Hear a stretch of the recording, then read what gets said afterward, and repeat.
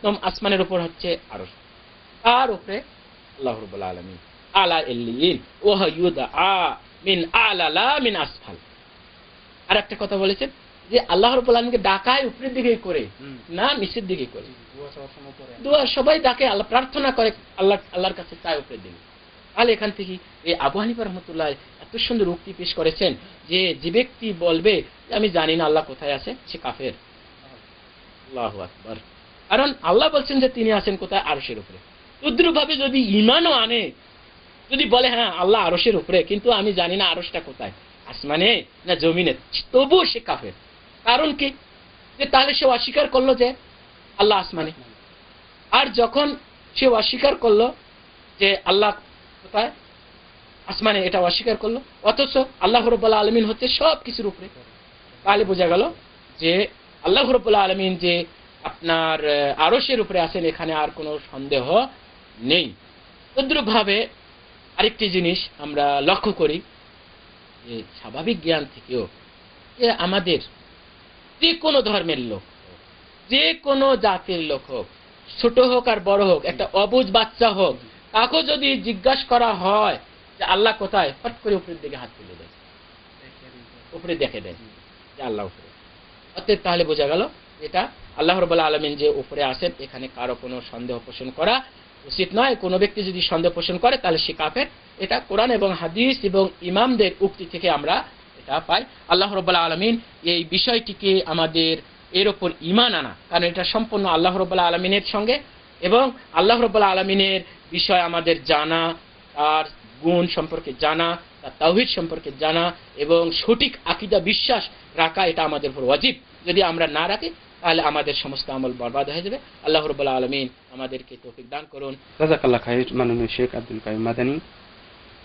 আপনার কাছে এই পর্যায়ে আমরা জানতে চাচ্ছি যে আমাদের এই ইসলাম ধর্মে যে ইসলাম পরিপন্থী যে মতবাদগুলো, এগুলো কোথা থেকে আমাদের ইসলাম ধর্মে প্রবেশ করলো? এটাও একটি সুন্দর প্রশ্ন।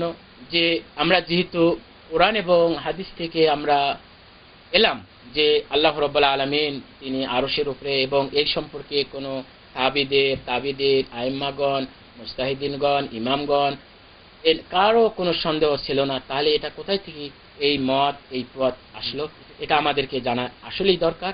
আসলে এই মতটা এটা বিভিন্ন বিধর্মীদের, খ্রিস্টান, ইহুদি, হিন্দু, অন্যান্য ধর্মের যে তাদের আকীদা বিশ্বাস, এই বিশ্বাস থেকে মুসলমানদের মধ্যে প্রবেশ করেছে।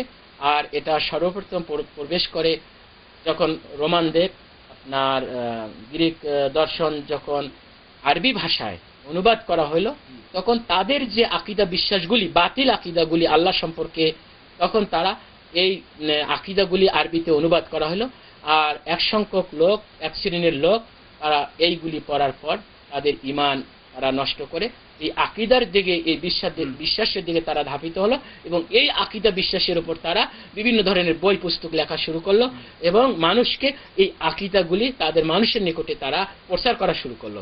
যেমন দেখা যায় যে অতীতে আপনার এই কারণে, এই সমস্ত আকীদা বা বিশ্বাসের কারণে বিভিন্ন সময় বিভিন্ন ব্যক্তিকে কতল করা হয়েছিল। যেমন জাদ বিন দারহাম, সে যখন বলা শুরু করলো যে আল্লাহ সর্বস্ত বিরাজমান বা আল্লাহ সকলের সঙ্গে আছে, আল্লাহ আরশে নেই, এই আকীদা যখন সে বলা শুরু করলো, তখন সেই যুগের খলিফা যিনি ছিলেন খালেদ আল কাসারি, তিনি ঈদুল আজহার দিন এই জাদ বিন দারহামকে তিনি হত্যা করেছিলেন। এবং চমৎকার একটি ঘটনা যে এই আকীদা পোষণ করার কারণে যখন এই জাদ বিন দারহামকে এই খলিফা যখন তাকে তাওবা করতে বলল এবং বলল যে দেখো তোমার এটা বাতিল আকীদা, তুমি এই ধরনের আকীদা মানুষের কাছে প্রচার করো না, তুমি এর সঠিক আকীদার উপর আসো, আল্লাহ সম্পর্কে, যে আল্লাহ এবং বান্দার মধ্যে তুমি কোনো পার্থক্য করতেছো না, এবং আল্লাহ আরশের উপর আছে, তুমি বলতেছো সর্বস্ত বিরাজমান বা সকলের সঙ্গে আল্লাহ আছে, এইগুলি আকীদা তুমি মানুষের কাছে প্রচার করো না, তুমি তওবা করো, সঠিক আকীদায় ফিরে আসো। যখন সে অস্বীকার করলো, তখন ঈদুল আজহার দিন খলিফা খালেদ আল কাসারি তিনি এই খুতবা দিলেন, নামাজ পড়াইলেন। নামাজ পড়ার পর তিনি খুতবা দেওয়ার পর তিনি বললেন, ইয়া আইয়ুহান নাস যাহু আযাহিয়াকুম, হে লোক সকল, তোমরা তোমাদের কোরবানি, তোমরা যাও বাড়িতে গিয়ে কোরবানি কোরবানি করো, তাকাব্বালাল্লাহু যাহায়াকুম, আল্লাহ তোমাদের কোরবানি কবুল করুন। ওয়া আনা জাহি জাদ বিন দিরহাম, আজকে আমি জাদ বিন দিরহামকে কোরবানি করব। এই কথা বলে তিনি জাদ বিন দিরহামকে, এই খলিফা তার লোক পাঠাইলেন যে যাও এই জাদ বিন দিরহামকে নিয়ে আসো, ধরে নিয়ে আসো। নিয়ে আসার পর তাকে খলিফা খালেদ আল কাসারি নিজ হাতেই তাকে জবাই করেছিলেন, এই আকীদা পোষণ করার কারণে। তাদের বিশ্বাসটা ছিল যে আল্লাহ সর্বত্র বিরাজমান, আল্লাহ সর্বত্র বিরাজমান এবং আল্লাহ সকলের সঙ্গে আছে, আল্লাহ আরশে নেই, এই ধরনের কথা বলা। এবং সে তাওবাও করেনি, যার কারণে তাকে হত্যা করে দেওয়া হয়েছে। তদ্রুপ ভাবে আপনার উমাইয়া যুগে আপনার আর এক মুরতাদ বা এই ধরনের আকীদা পোষণ করলো আর একজন, যে হোসেন মনসুর আল হাল্লাজ, মুসলমান দাবি করত। হ্যাঁ, সে মুসলমান দাবি করত। এবং এই হোসেন বিন মনসুর আল হাল্লাজ সে বলা শুরু করলো যে আইনাল হক, আইনাল হক, হক কোথায়, আইন আল্লাহ বা আল্লাহ কোথায়। এমনি করে বলতে বলতে লাস্টে সে বলা শুরু করল আনাল হক আনাল্লাহ, আমি হক আমি আল্লাহ। আউযুবিল্লাহ, আস্তাগফিরুল্লাহ।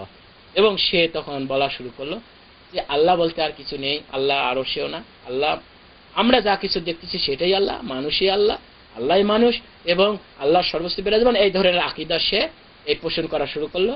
সেই সময় তাকে একই আকীদা, হিন্দু ধর্ম, এই কারণে সেই হাল্লাজ সেই আপনার বাগদাদের মধ্যে তাকে নিয়ে এসে সে হাজার হাজার মানুষের সামনে চুলুতে সরে তাকে হত্যা করা হলো।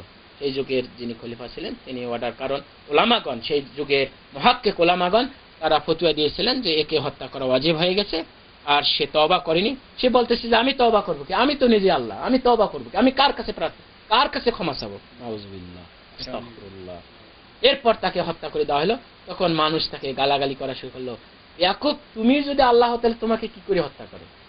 নাউযুবিল্লাহ। তদ্রুপ ভাবে আর এক শয়তান, সে আর ইবনে আরাবি, মহিউদ্দিন ইবনে আরাবি, তার নামে এখন পর্যন্ত এই সুফি পন্থীরা, এই সমস্ত বেদাতিরা, এই সমস্ত মুশরিকরা তার নামে বিভিন্ন গুণগান গাচ্ছে এবং তার কবর এখন রয়েছে আপনার সিরিয়ার মধ্যে।